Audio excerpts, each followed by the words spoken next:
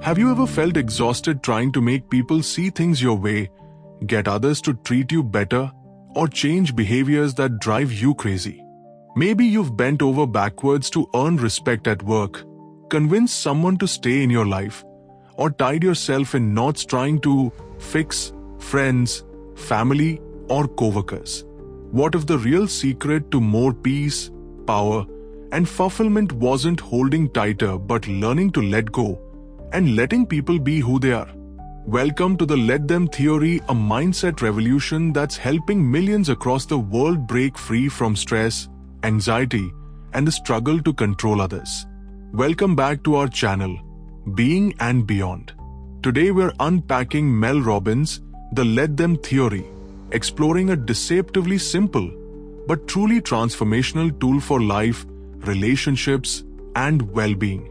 This book isn't about giving up or being indifferent, it's about reclaiming your power, energy, and happiness by letting go of what never was yours to control. If you want stronger relationships, more confidence, and freedom from endless drama, these insights can change everything starting right now. Introduction: Surrendering the need to control. Mel Robbins opens with a candid confession. She spent decades trying to manage other people's emotions, actions, and opinions. Whether it was a partner's priorities, a coworker's attitude, a friend's loyalty, or even a total stranger's rudeness, she obsessed over making others do things right. But the wisdom she finally discovered is radical in its simplicity. Let them. Let them be late. Let them ignore your message. Let them be different. Let them go their own way. This isn't just about acceptance, it's an act of self-love and self-protection. When you surrender the illusion of control and stop trying to change what is outside your reach, something magical happens. You reclaim your time, your energy, and your peace of mind. Chapter 1. The core concept: Let them and let me. At the heart of the book is the dual framework: let them and let me. Let them means releasing the urge to control, judge, or fix others. You stop attaching your happiness and worth to how people act, what they choose, or how they respond. Instead of manipulation, the only expectation is that others will be who they are. Let me is the counterpart: turn inward and take ownership of what is yours. Your thoughts, boundaries, emotions, and actions. When you let others do as they wish, you gain the clarity to focus on what you can control: your choices, your standards, and your responses. This simple distinction frees you from frustration, overthinking, and anxiety. Life gets lighter, and you feel more grounded. Chapter 2. The emotional burden of control. Robbins goes deep into the underlying anxiety and stress that comes from desperately trying to change or fix others. This need for control is rooted in fear of rejection, uncertainty, or chaos. Every time you try to manage someone's reactions, rescue them from consequences, or make them see the light, you invest energy that almost always boomerangs back as resentment, exhaustion, and disappointment. Robbins shares personal stories: feeling crushed when friends didn't reciprocate her effort, frustrated when family didn't appreciate her sacrifices. The pattern became clear. The more she tried to control, the less happy she felt. Letting go, surprisingly, isn't apathy, it's an act of faith and trust, and the foundation for genuine connection, inner peace, and resilience. Chapter 3. The illusion of fixing others. Robbins addresses a powerful myth that we can or should save others from themselves. Whether in parenting, leadership, or friendship, we often want to swoop in and fix, rescue, or shield people from pain. But true growth comes from struggle. She illustrates how fixing and rescuing actually stunts people's growth, makes them dependent, and saps your energy in the process. Real leadership is about supporting, not solving. Letting people experience consequences is how they learn, adapt, and mature.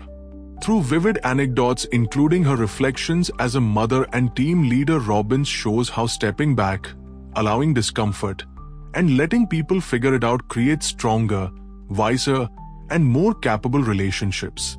Chapter 4. People-pleasing and approval-seeking. Why do we crave approval or twist ourselves in knots trying to earn someone's love or acceptance? Robbins explores the evolutionary and psychological roots of approval-seeking, childhood conditioning, trauma, and survival anxiety. She reveals how people-pleasing robs you of authenticity and self-worth, constantly shifting your identity to fit others' expectations. She invites readers to catch themselves in moments of approval-seeking, name the pattern, and redirect focus towards self-validation.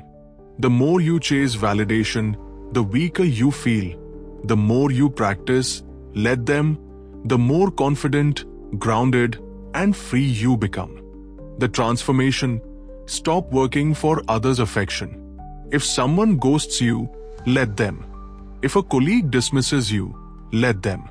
Soon, you'll notice the true support system is built from those who choose to stay without being chased. Chapter 5. Boundaries and Radical Acceptance. One of Robbins' strongest messages is about boundaries. Let them sets a healthy boundary between your emotional life and the actions of others. It allows you to protect your energy, invest in relationships that nourish you, and spend time on what matters. She explains how accepting people as they are without trying to change or judge creates space for true intimacy and connection. Acceptance isn't indifference. It's the art of seeing people clearly, honoring differences, and letting go of the effort to control outcomes. You learn what is and isn't yours to carry. When you detach from other people's drama, criticism, or chaos, you reclaim space for creativity, peace, and joy. Chapter 6.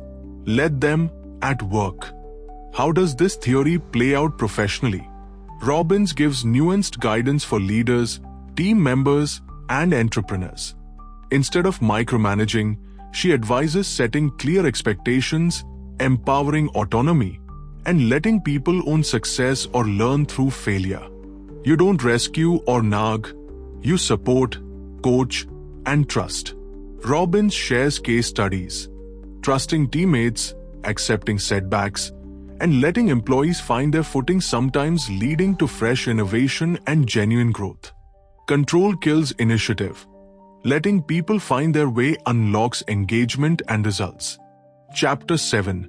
Relationships give up the struggle. In relationships of all kinds, romantic, family, friendships, the urge to control is powerful and often corrosive. Robbins argues for releasing the need to fix, convert, or change your partner, parent, or child. She shares stories of trying to mold partners or friends to her liking, and the pain that came from unmet expectations.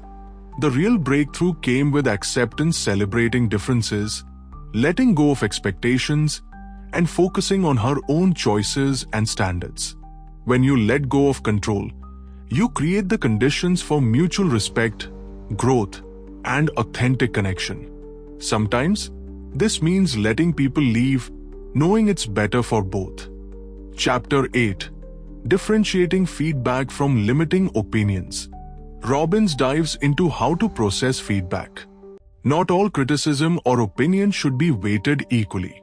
The "let them" theory suggests that you only internalize feedback that's constructive, aligned with your values, and comes from people who matter. Negative, limiting, or judgmental opinions are not yours to own. Let them. Release them from your energy field. What you choose to internalize shapes your self-confidence, career, and capacity for learning. Focus on actionable feedback and let go of criticisms based on other people's limitations. Chapter 9. Navigating Endings and Loss. The let them theory is especially powerful during times of endings, breakups, divorce, loss, and change. Robbins guides readers through grief not by holding tighter or clinging to relationships that have run their course, but by letting go, honoring the pain, and seeing endings as beginnings. Let people and experiences leave when it's time. Don't rush past grief or force closure. Let yourself mourn and heal at your own pace.